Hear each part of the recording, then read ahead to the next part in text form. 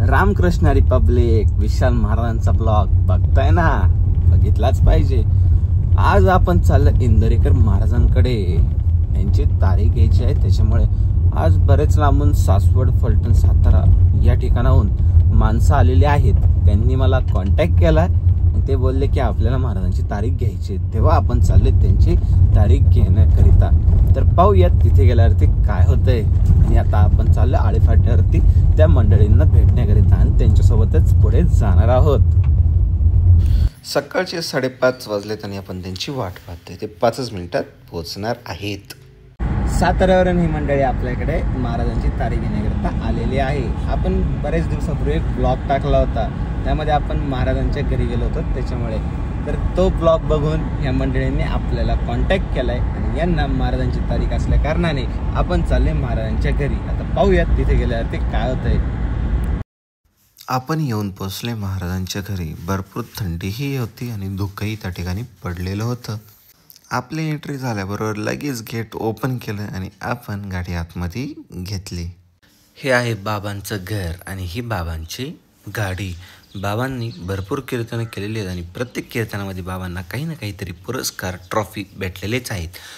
एक साईड पूर्ण ट्रॉफीसाठीच महाराजांनी ठेवलेली आहे। भरपूर अशा ट्रॉफीज आहेत, मोजता येणार नाही एवढ्यात। आमच्या आधी या ठिकाणी भरपूर लोक तारीख घेण्याकरिता आलेले होते। हे आहे महाराजांचं देवघर। विठ्ठल आणि रखुमाईची सुंदर अशी मूर्ती आहे आणि महाराजांची सर्वात जुनी पहिली गाडी, ज्या गाडीमध्ये महाराज कीर्तनाला जायची, ही ती गाडी। महाराजांची तारीख घेऊन आम्हाला तारीख भेटली आणि आम्ही निघालो रिटर्न आमच्या घरी। 230 किलोमीटरचा प्रवास करून ही मंडळी खास महाराजांची तारीख घेण्याकरिता आलेले होते।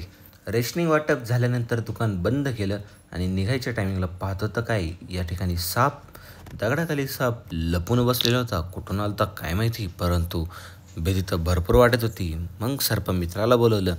गणेशदादा तर त्या ठिकाणी सापावरती लक्षच ठेवून होते, कुठं जातोय का बघतोय। साप बघायला एवढी गर्दी केली जसं काही इथं काहीतरी सर्कसच चालू आहे। एवढी गर्दी लोकांनी फक्त साप पाहण्याकरता केली होती।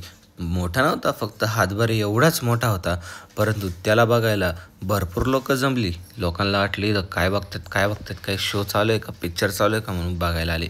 तर शो पिक्चर काही नाही, तर फक्त सापच होता। मग सर्पमित्र आपले दीपक माळी यांना बोलवलं।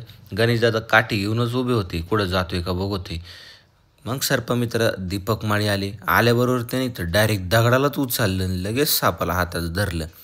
बाबा एवढी डेअरिंग फक्त सर्पमित्रच करू शकतो। लगेच सर्पमित्रांनी सापाला बघितलं, त्यांनी लगेच सांगितलं, त्या सापाला पकडलं। बघा केवढा मोठा साप आहे। लगेच आपल्या सर्पमित्रांनी त्याला पकडलं बरं का, आणि मग बरणीमध्ये टाकलं आणि जीवनदान करण्याकरिता घेऊन गेला। तर कसा वाटला तुम्हाला आजचा ब्लॉग, कमेंट करायला विसरू नका। लाईक करा, शेअर करा, सबस्क्राईब करा आणि आपल्या चॅनलला फॉलो करा।